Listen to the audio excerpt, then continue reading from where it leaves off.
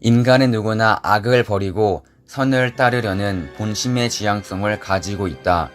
그러나 모든 인간은 자기도 모르게 어떠한 악의 세력에 몰려 본심이 원하는 선을 버리고 원치 않는 악을 행하게 된다. 이러한 악의 세력 가운데서 인류의 죄악사는 연면이 계속되고 있다.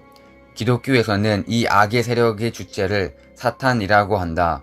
인간이 이 사탄의 세력을 청산하지 못하는 것은 사탄이 무엇이며 또 그것이 어떻게 해서 사탄이 되었는가 하는 그 정체를 알지 못하고 있기 때문이다.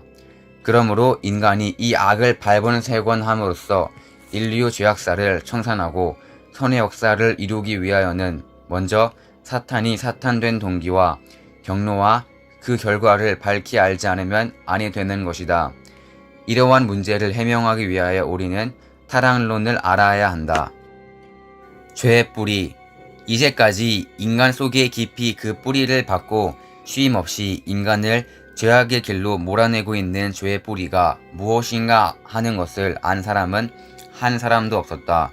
다만 기독교 신도들만이 성경을 근거로 하여 인간 조상 아담과 해와가 선악과를 따먹은 것이 죄의 뿌리가 된 것이라고 막연하게 믿어왔을 뿐이다. 그러나 선악과가 문자 그대로 나무의 과실이라고 믿는 신도들과 또 성서의 많은 부분이 그러한 것처럼 이것도 그 어떠한 것에 대한 상징이나 비유일 것이라고 믿는 신도들이 서로 의견을 달리하여 제각기 구구한 해석을 하고 있을 뿐 아직까지도 이에 대한 완전한 해명이 내려지지 않고 있는 것이다. 생명나무와 선악을 알게 하는 나무. 많은 기독교 신도들은 오늘에 이르기까지 아담과 해와가 따먹고 타락되었다는 선악과가 문자 그대로 어떠한 나무의 열매인 줄로만 알고 있었다. 그러나 인간의 부모 되시는 하나님이 무엇 때문에 자녀들이 따먹고 타락할 수 있는 과실을 그렇게도 보기 좋고 탐스럽게 만들어서 그들이 손쉽게 따먹을 수 있는 곳에 두셨을 것인가? 인간의 원죄는 인간의 시조로부터 유전되어 나오고 있는 것인데 먹는 물건이 어떻게 원죄를 유전하는 요인이 될 수 있을 것인가? 하나님은 그의 말씀에 대한 인간의 순종 여부를 시험하시기 위하여 선악과를 창조하시고 그것을 따먹지 말라고 명령하셨다고 믿는 신도들도 있다. 그러나 사랑의 하나님께서 그와 같이 인간에게 사망이 따르는 방법으로서 그렇게 무자비한 시험을 하셨으리라고는 볼 수 없는 것이다. 기아에 허덕였을 리도 없는 아담과 해와가 먹을 것을 위하여 죽음을 무릅쓰면서까지 그렇게 엄중한 하나님의 말씀을 어겼으리라고는 생각되지 않는다. 그러므로 선악과는 어떠한 물질이 아니고 생명에 대한 애착까지도 문제되지 않을 만큼 강력한 자극을 주는 다른 무엇이었음에 틀림없다. 성경의 많은 주요한 부분이 상징이나 비유로 기록되어 있는 것이 사실인데 무엇 때문에 선악과만은 굳이 문자대로 믿지 않으면 안 된단 말인가? 오늘날의 기독교 신도들은 모름지기 성서의 문자에만 붙들려 있었던 지난날의 고루하고도 관습적인 신앙 태도를 버려야겠다. 선악과를 비유로 보아야 한다면 그것은 과연 무엇을 비유하였을 것인가? 우리는 이것을 해명하는 방법으로서 창세기 2장 9절에 선악을 알게 하는 나무와 함께 에덴 동산에 있었다고 하는 생명나무가 무엇인가를 먼저 알아보기로 하자. 생명나무. 성소의 말씀에 의하면 타락인간의 소망은 생명나무 앞으로 나아가 생명나무를 이루는 데 있다. 타락인간의 궁극적인 소망이 생명나무인 것을 보면 타락 전 아담의 소망도 생명나무였을 것임에 틀림없다. 왜냐하면 복귀 과정에 있는 타락인간은 원래 타락 전 아담이 이루려다가 못 이룬 바로 그 소망을 다시 찾아 이루어야 하기 때문이다. 그러면 완성될 때를 바라보며 성장하고 있던 미완성한 아담에 있어서의 소망이란 무엇이었을 것인가? 그것은 그가 타락되지 않고 성장하여 하나님의 창조 이상을 완성한 남성이 되는 것이 아닐 수 없는 것이다. 따라서 우리는 여기에서 생명나무의 내용은 바로 창조 이상을 완성한 남성이라는 것을 알 수 있다. 그런데 창조 이상을 완성한 남성은 곧 완성한 아담을 의미하는 것이므로 생명나무는 결국 완성한 아담을 비유한 말이라는 것을 알 수 있는 것이다. 우리는 여기에서 하나님의 구원 섭리의 목적이 에덴 동산에서 잃어버렸던 생명나무를 요한계시록 22장 14절의 생명나무로 복귀하시려는 데 있다는 것을 알 수 있다. 아담이 타락하여 창세기 2장 9절에 첫 생명나무를 이루지 못하였기 때문에 타락 인간들을 구원하시기 위하여 예수님은 요한계시록 22장 14절에 후 생명나무로 재림하셔야 하는 것이다. 예수님을 후 아담이라고 하는 이유는 여기에 있다. 선악을 알게 하는 나무. 하나님은 아담만을 창조하신 것이 아니라 그의 배필로서 해와를 창조하셨다.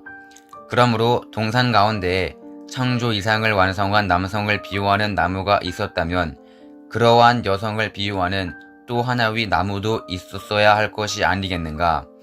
생명나무와 같이 서 있었다고 기록되어 있는 선악을 알게 하는 나무가 바로 그것이었던 것이다. 따라서 선악을 알게 하는 나무라고 한 그 나무는 창조 이상을 완성한 여성을 상징하는 것이기 때문에 그것은 결국 완성한 해와를 비유한 말이라는 것을 알 수 있는 것이다. 뱀의 정체. 해와를 꼬여서 범죄케 한 것은 뱀이었다고 성서에 기록되어 있다. 그러면 이 뱀은 무엇을 말한 것인가? 성경에 기록된 뱀은 인간과 담화를 할 수 있었다. 그리고 영적인 인간을 타락시키는 것을 보면 그것도 영적인 존재가 아닐 수 없는 것이다. 더구나 그 뱀이 인간으로 하여금 선악과를 따먹지 못하도록 하시려는 하나님의 뜻을 알았던 사실로 미루어 보아 그것은 더욱 영물이 아니어서는 안 된다. 또 요한계시록 12장 9절을 보면 하늘에서 큰 용이 땅으로 내어 쫓기니 옛 뱀 곧 마귀라고도 하고 사탄이라고도 한다고 기록되어 있는데 이 옛뱀이 바로 에덴 동산에서 해와를 꼬인 그 뱀이라는 것은 두말할 필요도 없다. 그런데 이 뱀이 하늘로부터 내쫓겼다고 하였으니 하늘에 있었던 그 옛뱀이 영물이 아니고 무엇이겠는가?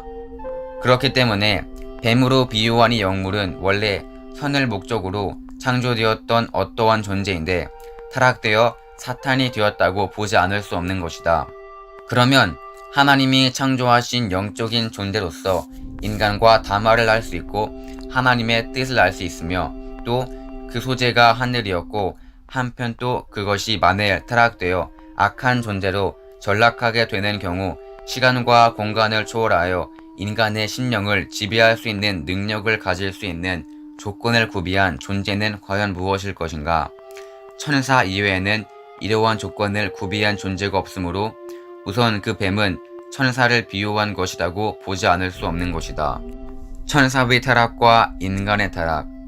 우리는 위에서 인간을 꼬여 타락케 한 뱀이 바로 천사였으며 이 천사가 범죄하여 타락됨으로써 사탄이 되었다는 사실을 알았다. 그러면 다음으로 우리는 천사와 인간이 어떠한 죄를 저질렀는가 하는 것을 알아보기로 하자. 천사의 범죄. 유다서 1장 6절에서 7절에 또 자기 지위를 지키지 아니하고 자기 처소를 떠난 천사들을 큰 날의 심판까지 영원한 결박으로 흑암에 가두셨으며 소돔과 고모라와 그 이웃 도시들도 저희와 같은 모양으로 간음을 행하며 다른 색을 따라가다가 영원한 불의 형벌을 받음으로 거울이 되었느니라고 기록되어 있는 것으로 보아 우리는 천사가 간음으로 타락되었다는 사실을 알 수 있다. 인간의 범죄. 창세기 2장 25절을 보면 범죄하기 전 아담 해와는 몸을 가리지 않은 채로도 부끄러워하지 않았다. 그러나 그들이 타락한 후에는 벗은 것을 부끄럽게 생각하여 무화과 나무 잎으로 하체를 가리었다. 만일 선악과라고 하는 어떠한 과실이 있어서 그들이 그것을 따먹고 범죄를 하였다면 그들은 필시 손이나 입을 가리었을 것이다. 왜냐하면 인간은 허물을 가리는 것이 그 본성이기 때문이다. 그런데 그들은 손이나 입을 가리지 않고 하체를 가리었었다. 따라서 이 사실은 그들의 하체가 허물이 되었기 때문에 그것을 부끄럽게 생각하였었다는 것을 드러내고 있는 것이다. 이로써 우리는 그들이 하체로 범죄하였다는 사실을 짐작할 수 있는 것이다.